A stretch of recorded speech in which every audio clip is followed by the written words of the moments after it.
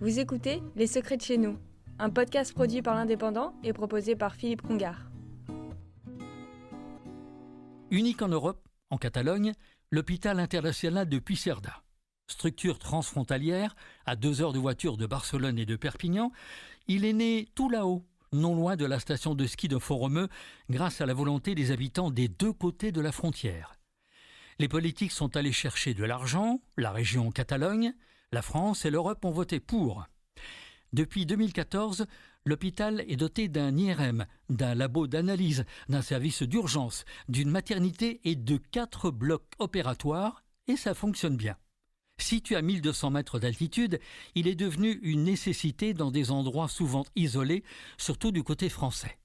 Le bâtiment est implanté du côté espagnol à Puigcerdà, avec des lois différentes des nôtres. Par exemple, les enfants nés dans l'hôpital sont considérés comme nés à l'étranger, en Espagne.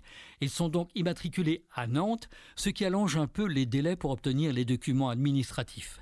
Mais c'est un détail, ils sont nés tout près de chez eux. Autre petite difficulté, aux urgences.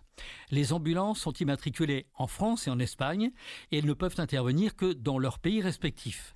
Mais dans l'ensemble, ça roule. Côté personnel, 85% des médecins et infirmiers sont espagnols, moins bien payés que les Français qui représentent seulement 24% des patients passés par la chirurgie. Les autres préfèrent se rendre à Perpignan, à 2 heures par la route. Globalement, ce modèle, unique en Europe, évolue dans le bon sens et c'est tant mieux. Vous avez écouté Les Secrets de chez nous, un podcast produit par l'Indépendant et proposé par Philippe Congar.